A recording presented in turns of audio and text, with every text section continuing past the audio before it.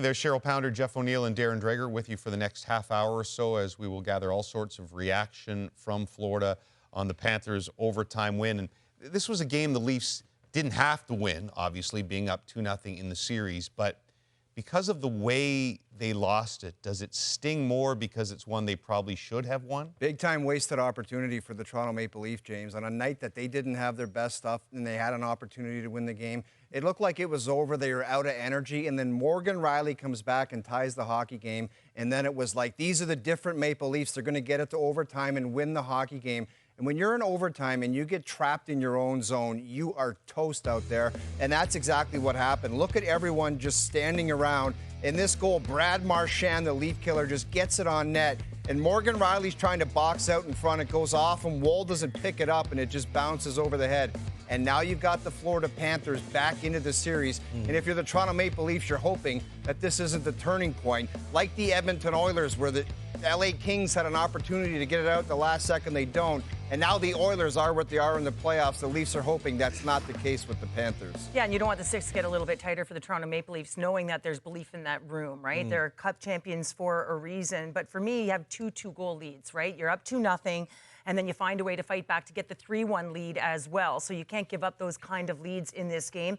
And in the first 20, we came out and we were watching and we said to ourselves, man, oh man, like they're on fire, right? Yeah. How many is Austin Matthews going to get tonight? And that line and Nyes. And it was just sort of this connectedness right up and down the lineup. And then all of a sudden, the foot came off the gas pedal in terms of the assertiveness, the forecheck, and that's when the Florida Panthers went on a bit of a run. Yeah, well, obviously there's some good breaks for Florida, and there's some bad breaks for the Toronto Maple Leafs, and that'll cut both ways over the run of a 7-game series. This time of year, though, I think it's important to have a very short memory. So you focus on the positive. The positive, Cheryl, is what you talked about, the quick start by the Toronto Maple Leafs.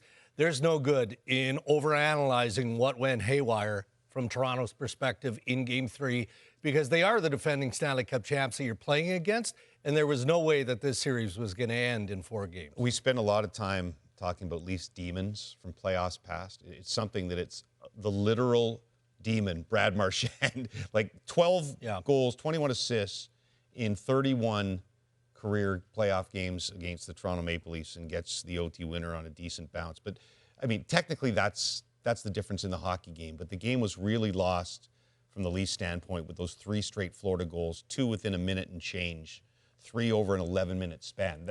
That was where the game was lost. Well, I felt like they had exercised the demons in terms of the goalie question coming in to this game, but here we are talking about the goaltending of Joseph Woll. And that second period was just a bad period. Overall, a bad period. And again, there's some breaks involved in this. So you've got this mad scramble, and Joe Woll's doing everything within his power. You know, Carlo's involved. Everybody's trying to keep that puck from crossing the line.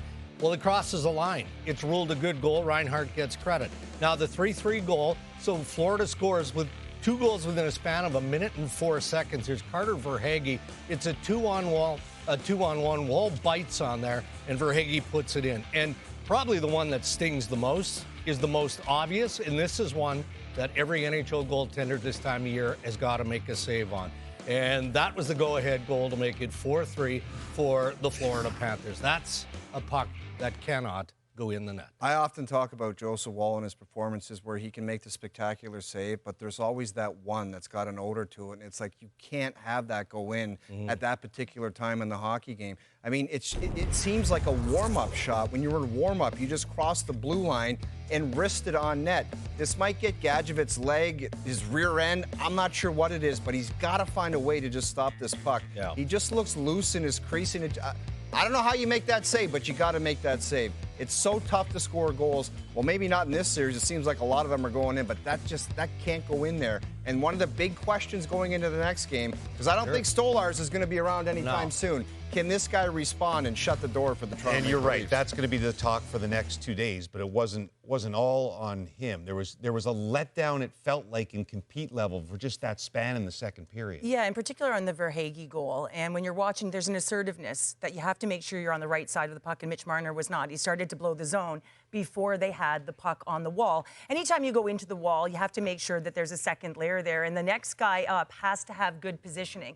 And Mitch Marner just got a little bit ahead of himself into the neutral zone, and when that happened, the puck turned over. But you have to be very, very assertive on your way back.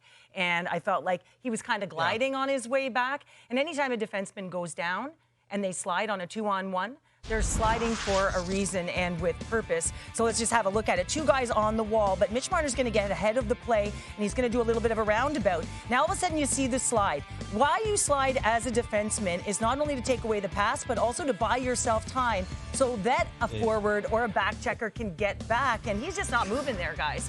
And if you are going to be assertive and you're in that game, you got to find a way to make those plays. At the very least, you got to hustle back. Well, and O just mentioned Anthony Stolarz and what the expectation might be, all right? So I think the other day I mentioned something, the best case scenario would be Game 5. It doesn't sound like he's going to be available for Game 5. So now you're looking deep into the series. You know, if best case is Game 6, then Joseph Woll is going to have to put this one in the memory bank, forget it, and move on. The goofy ones can't go in. I just noticed some goofy things. You just detailed the Marner floating out of the zone.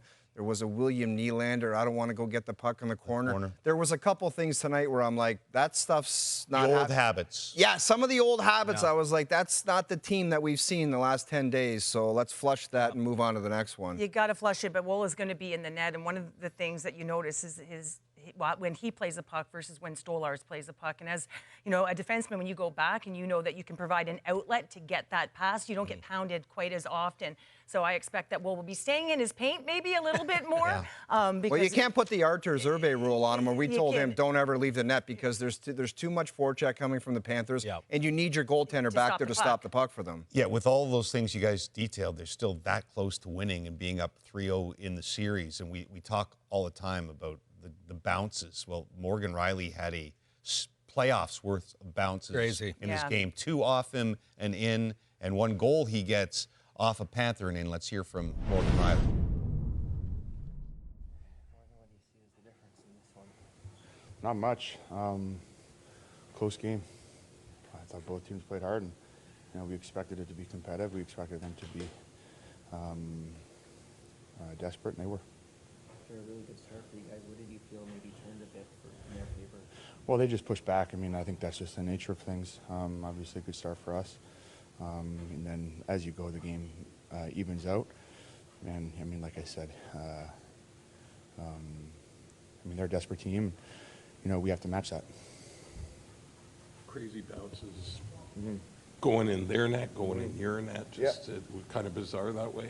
Yeah, I think it happens. I mean, that's how pucks are going in right now. It seems, not just in this series, look at last series, and kind of around the playoffs. That's how it's going in. Feeling the rain, heading into Game 4 now, still up 2-1. Yeah, I think, obviously we're happy to be up in the series. Obviously tonight isn't the result we wanted, but there's good things going on. So, it's like anything. We'll try to clean up the areas that we feel need to be addressed, and then we'll try to build off the good stuff. And we're in a good position, so it's important that we keep focused, have a good day tomorrow, and get ready to play. How much more could you feel their desperation? Like how did it feel compared to the first couple games? I think over the game, there's periods where you can feel it more, and I thought that there was times in the third where we were desperate. We're down and pushing, and I think we were in the driver's seat. And then there's obviously times earlier in the game where I felt like they were doing a good job, putting pressure on us. So it's like anything over the course of the game. There's ebbs and flows, but we didn't expect an easy game by any means. Morgan, do you think they brought an increased level of physicality in this one compared to the first one? No, I mean it's been extremely competitive and really physical all the way through. So as we go, I would only expect that to continue to rise.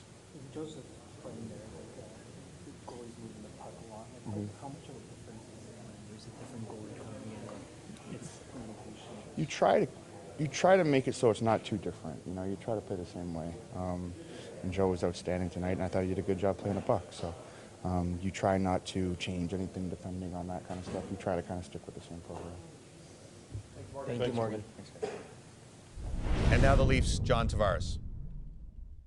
Great start for you guys. What turned in the first?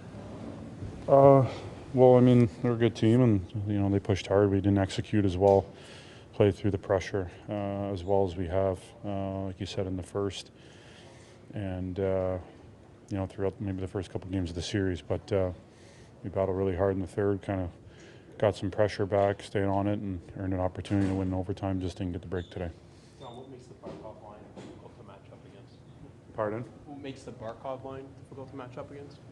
Well, they think the game so well. I mean, I think two of them up for the Selke, so they think the game extremely well. They have great instincts, great sticks. They knock pucks down. They tip pucks. They just make it difficult to make plays. So that's the challenge of playing in the playoffs, playing against top players, top teams, and find your way through that.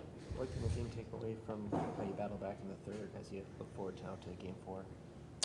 Yeah, whatever happens, we just keep going. Got to keep playing and keep pushing, respond as the game's being played, and we know we can be better. We have to be. So, great chance for us to regroup and get back at it on Sunday. What's standing out to you about Marchand so far in this series?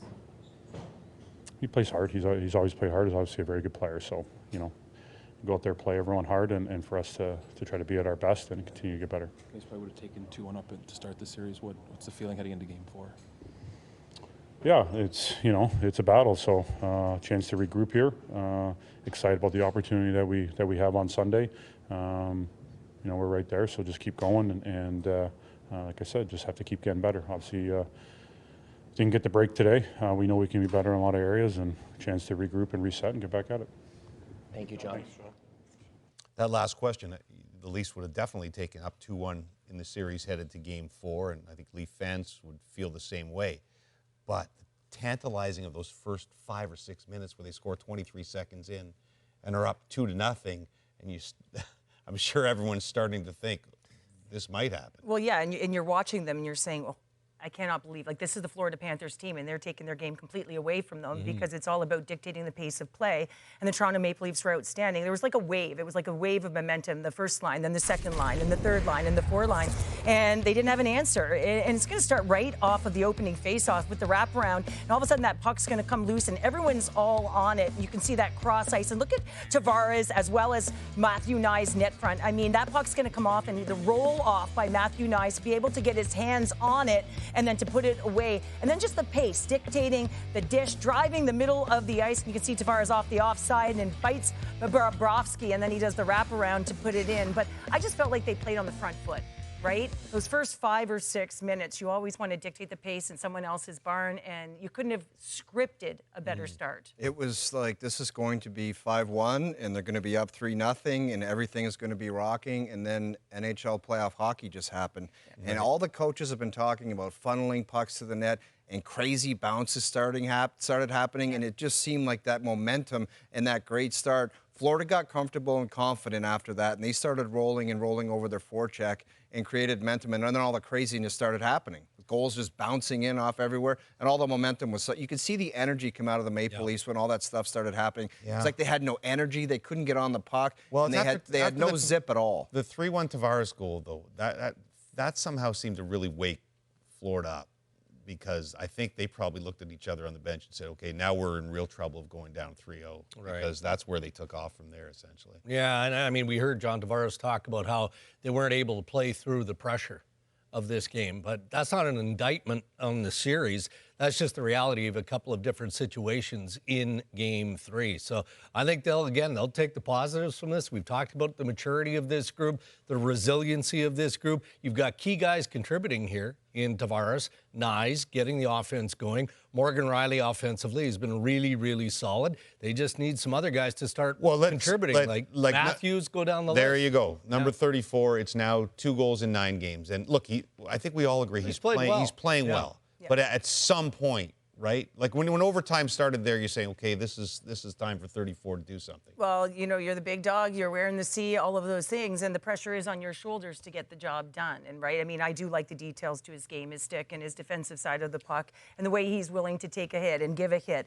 But at the end of the day, this is a guy that has put up, almost 70 goals. So, he's a natural goal scorer, and you need him to put the puck in the net. If they're going to go where they want to go, he's got to step up and be the guy that everybody jumps on his back. Let's hear from the Leafs coach, Craig Berube. Craig, after a great start here tonight, how did you see the game maybe turn in the second?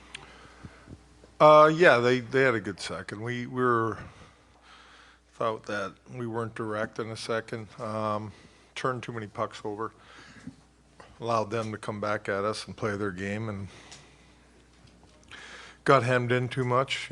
Third period we did our thing again. I thought we had a good third, and OT's OT. What kind of challenge are you seeing from that Lundell-Marchand line in particular when they're out there?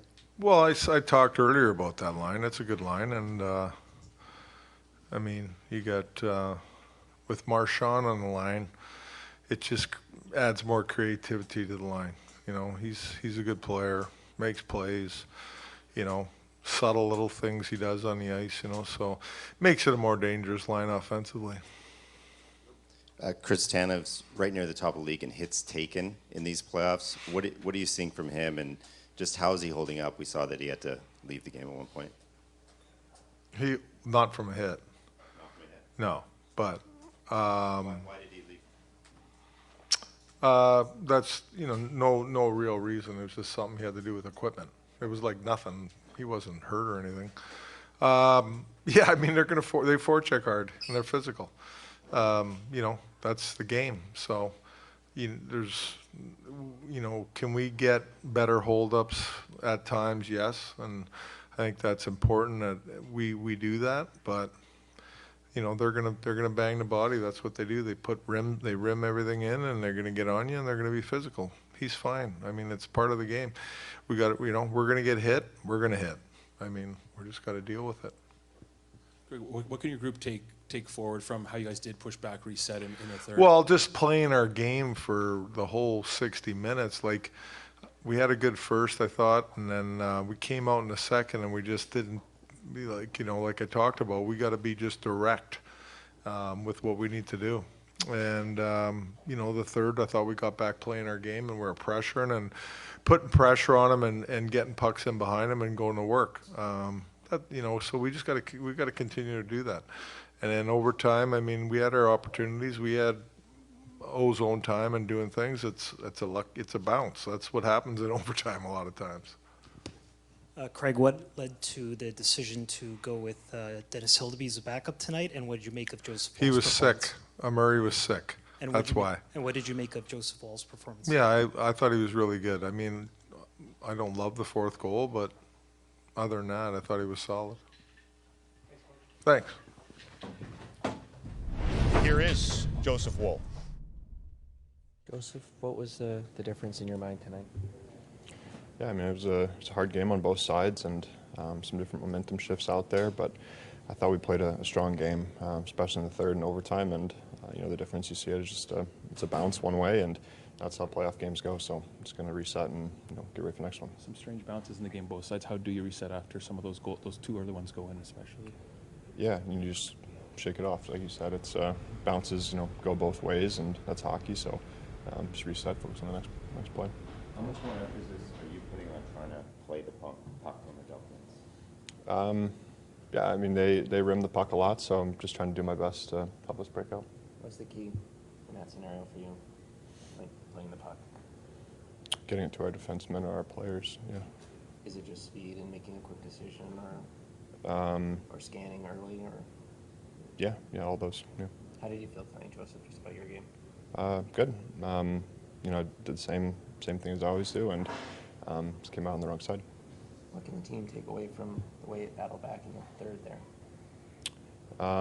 Yeah, I mean, I think we've preached all year to play to our process, and regardless of how the game goes, what the score is, where the momentum's at, is sticking to that. And I think we've done a good job of that over the course of playoffs, and especially tonight, getting to that in the third and overtime, and I think that's what we fall back on. What did you see on the winner? Another pinball. Truthfully, I didn't really see it. Didn't really see much. I guess it went kind of up after it hit Mo. So, yeah, like I said, bounce go both ways. How much more do you feel like they're trying to bump you, get in your crease, than in a regular season game? How much are you feeling that? I'm not really noticing it too much. I think it's expected. It's playoffs. Teams on both sides are going to drive the net hard, and that's part of the game. Thanks, Joe. Thank you, Joseph. So what do you make of where we're at here? Leafs still in a really good position, up 2-1. Obviously, Game 4 becomes a lot more relevant to them. I think the coach talked about breaks. You saw Joseph Woll talk about breaks, pucks bouncing. Some of the players were talking about it. But with the way that Florida can play and is capable of playing and the way they marched to the 2 different finals, there's a 2-1 game coming around the corner. Yeah. So the goaltender better buckle down for that, and he can't be a difference in that because we're looking at 5-4 score, 4-3 score, 5-4 score. Those are like preseason scores. So a 2-1 fest is coming around the corner, and whatever goaltender can get the job done is going to come out on top of those games because they should normalize. I like this. It's entertaining, but you would have to think the way these two guys are playing. Well, yeah, the focus will be on Woll because of that bad goal for the next couple of days, but Bobrovsky has not been anywhere near Bobrovsky. That's one of the points why a 2-1 game is coming up because he's going to get dialed in here sooner or later, and Joseph Woll has got to be able to respond. No, I don't think so. I think that the way these guys play, like I just feel like, putting pucks to the net, crashing the net, I just think that these are going to be high-scoring affairs. You look at the body of work that the Maple Leafs defensemen are doing. I think they're doing a nice job to protect the middle and try and box out. But these, throwing pucks at net and the heaviness below the goal line, it's not beautiful plays all the time that we're seeing off the rush. It's in and around the paint, in and around the net, guys funneling inside. So but you need more of it. You need more of it. And then coach is going to preach that going into Game 4. Like, how many times we heard Berube talk about more pucks on net, more shot attempts, all of that, and then tightening up the defense on top of that. And Game 3 for me is Exhibit A of that. Can I plead my case now why it's going to be a 2-1? Yes, you have this. Take the stand. You saw 2 go off guys' asses tonight. You saw Morgan Rielly put one into his own net. I just don't think these goofy breaks are going to continue.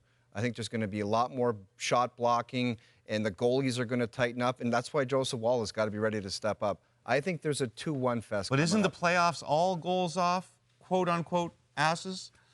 Yes, but there was just a lot of goofy stuff going on around the net tonight. Like that no-6 shot that goes off Gadjevich and it just finds its way in the net. I think that those things are going to be coming to an end, to be perfectly honest. That goofiness can't continue. There's just no way. I just think naturally that there's going to be a lot of blocks. And when there's a lot of blocks, pucks kind of ricochet left, they ricochet right, they ricochet in behind, and they land on it. They land on a stick. You have to block it for sure. But you look at someone like, I think Tanaver, had 5 blocks, or Benoit had 5 blocks tonight, and so, but the puck has to go somewhere after that, right? And so I think, because coaches are preaching, get to the net, get to the net, that's inside. And that's why usually, the team that controls the slot at both ends of the ice ends up winning. Have the Panthers found their game? Because look, they didn't look like the team that won the Cup and went to 2 straight finals in the first 2 games in Toronto. No, they haven't found their game. But the Edmonton Oilers didn't find their game against the LA Kings either. But as soon as they got that confidence and had that miraculous comeback win, guess what they did? They found their game. Right. So you're going to see the next game out what they really got, because I'm sure they're going to be pumped up. And Brad Marchand said a belief's a dangerous thing. Maybe now they start believing, we are back in this series. We're the Florida Panthers of old. We're still waiting to hear from some Florida Panthers, but for now, Jake McCabe. What do you see as the difference in this one? A bounce. I mean, I think it hits us and goes in the net. We had one that hit them and goes in the net. That's what it comes down to in these tight games in the playoffs. You see it across the league too. Bounces that go your way, and they got theirs tonight. What changed? Obviously, incredible start for you guys. What do you feel like maybe they were doing to get back in it? Yeah, I thought they obviously had a great push in the second period, and then we came back with our own in the third, tie it up, and forced it in overtime. And we had our looks in overtime too. It's a good hockey game, and we regroup and focus on our start for Game 4. What can you take forward from how you guys did fight back in the third period, down a goal to force the extra period? Yeah, I think we've been doing it all postseason here and all year long. Frankly, we got a lot of belief in our group throughout our depth. I think all lines have been contributing in the postseason, all D pairs and both goaltenders. So it's we got a lot of faith in our room and a lot of belief in our room. What's the biggest adjustment, if any, do you think you need to make for Game 4? I think just obviously that lapse in the second and allow them back in the game and just keep our foot on the pedal as much as possible. Obviously they're going to have their pushes too. Weather those and give them our own push like we did in the third. So these games are tight. It's back and forth hockey. Like I said, we regroup and focus on Game 4 now. What are you seeing from your partner, Chris? Like just taking so many hits in this playoffs, has to leave. Like what are you noticing from him in this series? Yeah, he's as tough as they come. He's so steady. He's willing to do whatever it takes to win. We're lucky to have him. Thanks, Jake. Thanks. They are lucky to have him, and we've been expressing concern about a loss like this over the last few minutes, but there is so much positive in the way the Leafs are playing in this series, and is Tanev right near the top of the list? Oh, yeah. I mean, we're watching the game, and guys taking hit after hit after hit, and just the quintessential stay-at-home defenseman who does his job. There's a simple effectiveness to what he does as well, but he's absorbing hits all over the ice, and he's taking a direct approach to the puck. And when he's taking that direct approach, he knows that he's going to get hit, but he takes the hit. And that is something, as a defenseman, when you go back and you know you're going to take a hit, it is hard, but you absorb it, and guess what? A lot of the time it winds up in your possession, your team's possession, because you're willing to do that. And he finds his way back in the game. You see the way that he's boxing out, but I also like the way that he just makes simple plays, right? As a defenseman, you've got some of the best forwards in the world in front of you. Just make a simple pass, an area pass, play direct, north pass, and that's exactly what he does to complement this decor. I mean, Tkachuk hasn't done a lot. Verhaeghe hasn't done a lot. A little bit more noticeable today, I felt. Yeah, Matthew. he had the puck a little bit more. He had touches, and he was looking to make Verhaeghe plays. had chances in overtime. Yeah, he had that one-timer in overtime. But you go right back to Austin Matthews. It just seems like a lot of his shots are missing the net. He's on the perimeter a little bit.